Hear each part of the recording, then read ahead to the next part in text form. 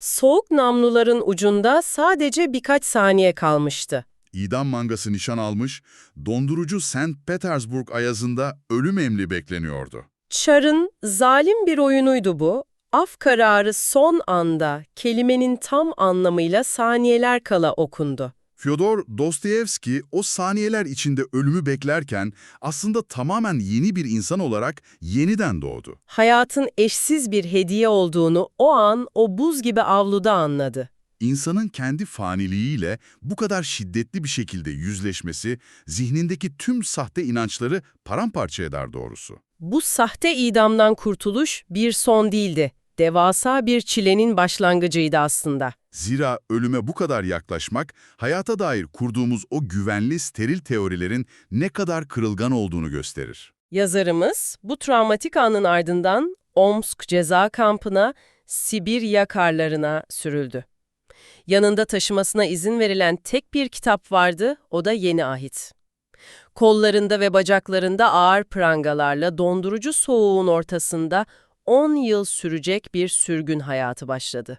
Omsk kampını, entelektüel kibrin ve ütopik fikirlerin yakılarak yok edildiği devasa bir fırın gibi görebiliriz. O güne kadar sadece şık salonlarda, masa başında ideal toplum tasarıları yapan bu adam, 4 yıl boyunca en azılı katillerle, hırsızlarla yan yana yaşamak zorunda kaldı.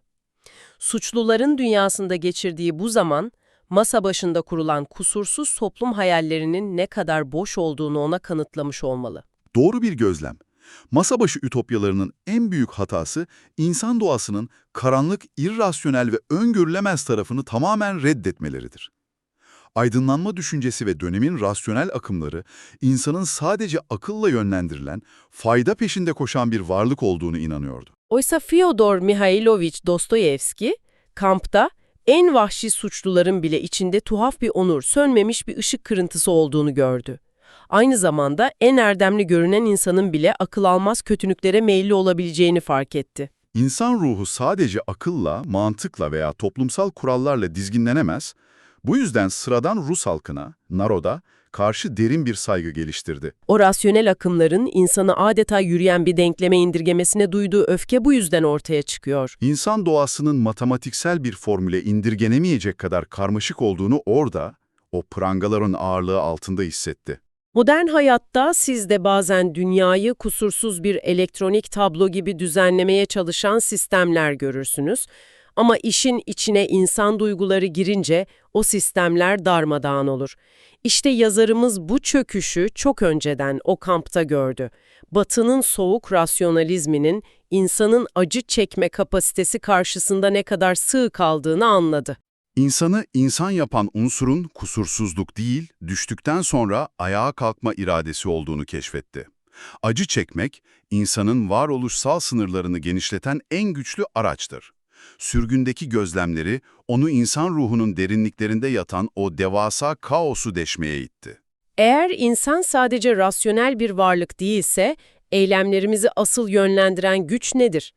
Bu karanlık, dipsiz kuyuya bakmak, modern psikolojinin temellerini atacak edebi bir devrimin de habercisiydi. İnsan doğasının bu karanlık ve akıl dışı yanını keşfetmek, zihninde o güne kadar sorulmuş en keskin ve tehlikeli soruyu doğurdu. İnsan, kendi aklını ve iradesini tüm kuralların üstünde tutarsa, her eylemi yapmaya hakkı olduğunu düşünürse ne olur? Suç ve Ceza romanındaki Raskolnikov karakteri tam da bu tehlikeli sorunun ete kemiğe bürünmüş halidir. O, daracık, tabut gibi bir odada kendi zihniyle baş başa kalarak bir teori geliştirir. İnsanlığı sıradan ve sıra dışı olarak ikiye ayırır. Sıradan insanlar kanunlara uymak zorundadır ama sıra dışı olanlar insanlığı ileriye taşımak adına kanunları çiğneme hakkına sahiptir. Kendisini de Napolyon gibi kuralların üstünde sıra dışı biri sanır. Bu teori aslında kibrin en saf halidir. Zekasıyla ahlaki kuralları aşabileceğine inanır. Bu kibirli teoriyle topluma hiçbir faydası olmadığını düşündüğü tefeci bir kadını baltayla öldürür. Beklentisi, bu eylemin ardından büyük bir zafer hissi yaşamak, dünyayı bir asalak böcekten kurtarmanın haklı gururunu taşımaktır. Ama cinayetten sonra olaylar hiç de planladığı gibi gitmez. Cinayeti işler, Mantıken haklı olduğuna inanır, bu yüzden hiçbir pişmanlık duymaması gerekir. Ama zihni paramparça olur. Kendi vicdanının ağırlığı altında ezilir, fiziksel olarak bir hapishanede değildir. Kaçabileceği hiçbir duvar yoktur ama kendi zihninin hücrelerine hapsolmuştur. Neden böyle oluyor? Kusursuz mantığı onu neden koruyamıyor? Burada varoluşçu felsefenin en ağır gerçeklerinden biriyle karşılaşıyoruz. Sartre daha sonra bu durumu insan özgür olmaya mahkumdur diyerek formüle edecektir.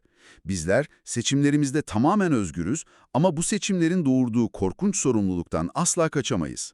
Raskolnikov eylemini gerçekleştirirken bedensel ve iradesel olarak tamamen özgürdür, önünde hiçbir fiziksel engel yoktur. Eylemi yapar, bu yüzden eyleminin tüm ahlaki yükü kanlı bir balyoz gibi kendi zihnine iner.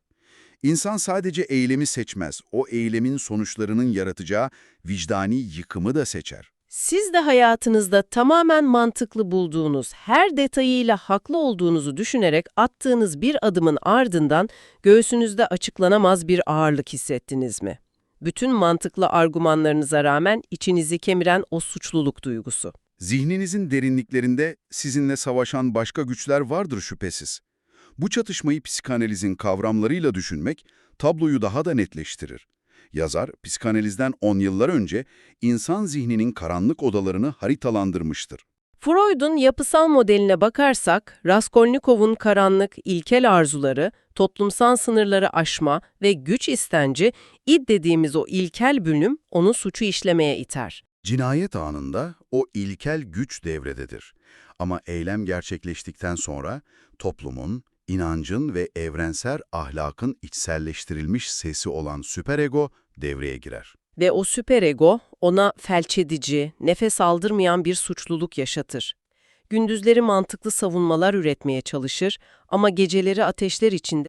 Zihnin dengeleyici merkezi olan ego ise bu iki acımasız güç arasında çaresizce çırpınır. Bedenini ateşler basar, hezeyanlar geçirir, gerçeklikle bağı kopar. Salt akla dayalı o mükemmel teorisi, insan vicdanının yıkıcı gücü karşısında tuzla buz olmuştur. Bu yüzden kendi kurduğu mantık zindanında delirmek üzeredir. Vicdanın bu kadar somut, neredeyse fiziksel bir acı yaratması sahiden sarsıcı. Raskolnikov kurtuluşu kendi aklında bulamaz. Kendi teorileri onu sadece daha derin bir bataklığa çeker. Kurtuluş ancak Sonya'nın hayatına girmesiyle başlar. O toplumun en dışlanmış, en yaralı karakterlerinden biridir ama ruhu tertemizdir. Onun şefkati ve acıyı kabullenme karanlık zihne sızan tek ışıktır. Mantığın buz gibi soğukluğunu ancak koşulsuz bir sevgi ve acıyı üstlenme iradesi eritebilir. İnsanın salt rasyoneliteyle kurtulamayacağını, merhamet ve ruhsal arınma olmadan varoluşun sadece bir yıkım getireceğinin en net göstergesidir bu. Tüm bu içsel savaşları okurken insanın aklına çok temel bir soru takılıyor. Eğer yazar Raskolnikov'un teorisinin çürük olduğunu, kibir barındırdığını biliyorsa neden onun argümanlarını bu kadar ikna edici yazıyor? Kitabı okuyan herhangi biriniz, cinayet işleyen bir katilin dünyayı temizlediğine dair kurduğu argümanlara hak verirken bulabilirsiniz kendinizi. Klasik romanlarda yazarın bir sözcüsü vardır. Bütün karakterler tartışır, olaylar gelişir ama eninde sonunda yazarın inandığı doğru sayfaların arasından zaferle çıkar. Yazarın sesi yukarıdan gelen ilahi bir yargıç gibidir. Ama burada bu karanlık sayfalarda her karakter kendi gerçeğiyle, kendi haklılığıyla ölümüne savaşıyor. Bazen en iğrenç, en ahlaksız karakter bile o kadar güçlü argümanlar sunuyor ki yazarın gerçekte kimin tarafında olduğunu şaşırıyorsunuz. Yazar gizliden gizliye bu suçluyu mu haklı buluyor? Taraf tutmuyor. Mesele tam da bu. Edebiyat teorisyeni Mihail Bakhtin bu eşsiz durumu tanımlamak için çok sessizlik, polifoni kavramını devreye sokar. Geleneksel romanlar monolojiktir. Tek bir ses, yazarın tanrısal sesi her şeye hakimdir. Karakterler sadece yazarın fikirlerini taşıyan, yazarın tezlerini kanıtlamak için sahneye sürülen kuklalardır. Fyodor Mihailovich Dostoyevski ise karakterlerini asla yargılamaz, onları birer kukla konumuna indirgemez. Onları serbest bırakıyor. Kendi zihniyetleriyle sonuna kadar gitmelerine izin veriyor. Her bir karakter kendi bağımsız bilincine, dünyayı algılayış biçimine ve kendi son sözünü söyleme hakkına sahiptir. İdealar bu dünyada soyut felsefi metinlerdeki gibi havada uçuşmaz. Etten kemikten insanların, ses, fikir taşıyıcılarının bedenlerinde, onların tutkularında ve acılarında yaşar. Yazar, kendi inançlarına tamamen zıt fikirleri savunan karakterlere bile en güçlü, en sarsılmaz argümanları verir. Onların kendi doğrularını sonuna kadar savunmalarına müsaade eder, bu çok seslilik, tek boyutlu bir yazar diktatörlüğü değil, aksine insan bilinçaltının tam bir edebi yansımasıdır. Zihnimizin içinde deket bir doğru yoktur. Arzular, korkular, ahlaki kurallar ve isyanlar sürekli bir kaos içinde birbiriyle tartışır durur. Kendi iç dünyanıza dönüp baktığınızda bir karar verirken tek bir ses mi duyuyorsunuz? Hayır, mantığınız bir yöne çekerken korkularınız bambaşka bir senaryo çizer. İlkel arzularınız isyan ederken toplumsal kurallarınız sizi durdurmaya çalışır. İşte bu romanlar, zihninizin içindeki o bitmek bilmeyen parlamento tartışmasının kağıda dökülmüş halidir. Yazar, size ne düşünmeniz gerektiğini söylemez. Sizi o fırtınanın tam ortasına bırakır. Bu edebi yaklaşım, okuru pasif bir dinleyici olmaktan çıkarıp, ahlaki ve felsefi savaşın aktif bir katılımcı yapar. Okur, kendi değer yargılarıyla karakterlerin sunduğu güçlü argümanlar arasında bir tercih yapmak zorundadır. Bu, çok sesli edebi ve psikolojik devrimin mutlak zirvesi ise yazarın ustalığının doruk noktası olan Karamazov kardeşlerdir. Bu romanı sadece bir aile dramı olarak okumak büyük bir yanılgı olur. Bu aile, adeta insanlığın parçalanmış ruhunun bir laboratuvarı gibidir. Üç kardeş, insanın dünyada var olma biçiminin üç farklı devasa boyutunu temsil eder. En büyük kardeş Dimitri, tamamen tutkularıyla, öfkesiyle ve şehvetiyle var olan, kanının kaynamasına engel olamayan bir adam. Kararlarını aklıyla değil, damarlarında dolaşan ateşle alır.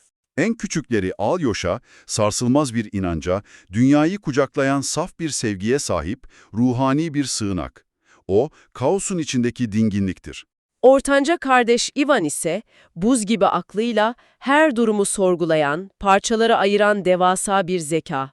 Aynı kandan gelen, aynı zehirli baba mirasını taşıyan bu üç kardeş, aslında tek bir insanın içindeki çatışan güçlerin ete kemiğe bürünmüş halidir. Bu üç kardeşin temsil ettiği varoluşsal durumları, Danimarkalı filozof Kierkegaard'ın bireyin dönüşüm aşamalarıyla yan yana okuduğumuzda muazzam bir derinlik ortaya çıkar. Kierkegaard, bireyin gelişimini üç aşamaya ayırır: estetik, etik ve dini. Dimitri, bu estetik aşamanın o vahşi yüzü galiba. Dimitri, bedensel hazların, anlık duyguların ve estetik aşamanın tam bir yansımasıdır. Rüzgarda savrulan bir yaprak gibi sadece hisseder ve eyleme geçer. Bir gün ölümüne sever, ertesi gün nefret eder. Onu yönlendiren tek duygu o anki coşkusudur. Ivan, etik ve ahlaki kuralları aklın süzgecinden geçiren, sorgulayan, isyan eden, rasyonel aklı temsil eder. O her detayı anlamlandırmak ister, adaleti arar. Alyosha ise dini aşamaya, koşulsuz inanca ve kabullenişe ulaşmış varlıktır. Ama bu denklemde en sarsıcı olan, aklın o kusursuz kulesinde oturan Ivan. Onun zihni dünyadaki kötülük problemiyle yüzleştiğinde adeta paramparça olur. Bütün dertleri mantıkla çözmeye çalışan bir beyin, masum çocukların acı çektiği bir dünyayı nasıl açıklar? Ivan, dünyadaki adaletsizliği, özellikle de masum çocukların çektiği akıl almaz acıları gördüğü için Tanrı'nın merhametini ve kurduğu evrensel düzeni tamamen reddeder. Bu, isyanın en soğuk halidir. Kendi tabiriyle, eğer cennete giden yol masum bir çocuğun tek bir gözyaşından geçiyorsa, o cennete biletini iade eder. Biletini iade etmek. Siz olsanız, evrenin bu kadar adaletsiz olduğuna kanaat getirdiğinizde, o evrenin sunduğu hiçbir ödülü, hiçbir cenneti kabul etmeme cesaretini gösterebilir miydiniz? Bu argüman o kadar güçlüdür ki, teoloji tarihinde bile kötülük problemine karşı sunulmuş en sarsılmaz itirazlardan biri olarak kabul edilir. İade edilen bilet, entelektüel isyanın en uç, en keskin noktasıdır. Ivan, aklın sınırları içinde kalarak öylesine kusursuz bir felsefe kurar ki bütün eylemlerin mubah olduğuna kanaat getirir. Eğer Tanrı ve öte dünya yoksa, mutlak bir adalet mekanizması bulunmuyorsa, hiçbir ahlaki kuralın geçerli olamayacağını savunur. Kendi zihninde kurduğu bu rasyonel, evren harikadır, çelişkisizdir. Kağıt üzerinde bütün parçalar kusursuz işler. Ama bu, buz gibi soğuk mantık, bu teorik nihilizm sadece felsefi bir egzersiz olarak kalmaz. Evrenin doğası böyledir. Bir fikir zihinden çıkıp gerçekliğe çarptığında form değiştirir. Bu fikir, evin içindeki karanlık bir gölgeyi, ezilmiş ve kin dolu üvey kardeş Smerdyakhov'u zehirler. Smerdyakov, bu mubahlık felsefesini sadece soyut bir tartışma olarak bırakmaz, Ivan'ın felsefesinden cesaret alır, bu yüzden onu kanlı bir gerçeğe dönüştürür ve babalarını öldürür. Fikirlerin ne kadar tehlikeli olabileceğini gösteren korkunç bir andır bu. Cinayetin fiziksel faili Smerdyakov'dur, bu yüzden adaletin karşısına onun çıkması beklenir. Okyanusa bir taş atılmış ve dalgalar sahile vurmuştur. Ama fikrin asıl babası Ivan'dır. Tetiği çeken el başka olsa da o eli yönlendiren karanlık rasyonel zeka Ivan'a aittir. Kendi kusursuz mantığının cinayette, kana ve dehşete dönüştüğünü görmek Ivan'ın beynini yakar. O sarsılmaz akıl, yarattığı canavarla yüzleştiğinde kendi ağırlığını taşıyamaz hale gelir.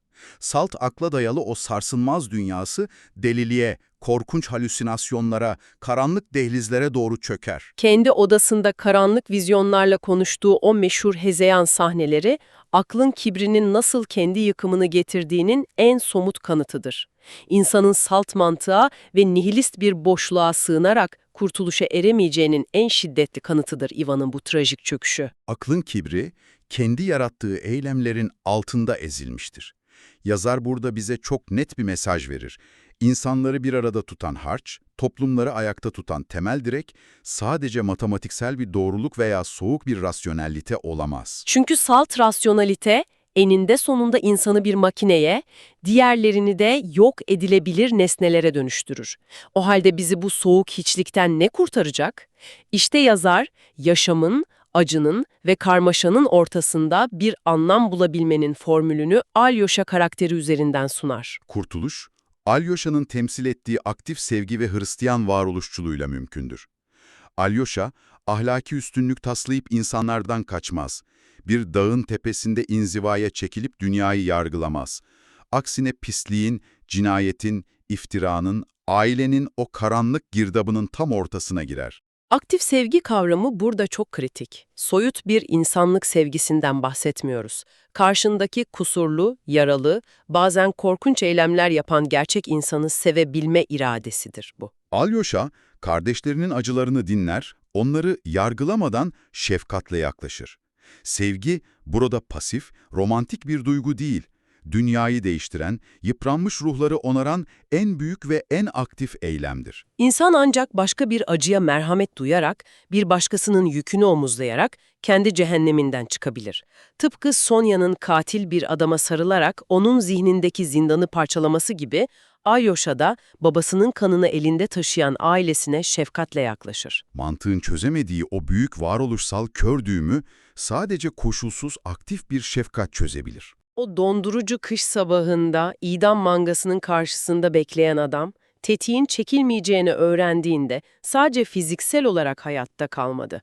Orada karların üzerinde ölümün kıyısında dururken, özgürlüğün istediğimizi fütursuzca yapmak değil, yaptığımızın ağırlığını ve sorumluluğunu taşıyabilmek olduğunu fark etti. Kendi zihninin uçurumuna bakmaya cesaret eden herkesin er ya da geç yüzleşeceği o büyük gerçeği gördü. Şimdi o namluların sizin zihninize çevrildiğini varsayın, sizi hayata bağlayan, o korkunç boşluğa düşmekten alıkoyan ve biletinizi iade etmenizi engelleyen o aktif sevgi eylemi ne? Bu, cevabını sadece sizin bulabileceğiniz o sessiz, derin uçurum. Bir okur, bir kare, yaşayan kütüphane, kitaplar burada ölmez.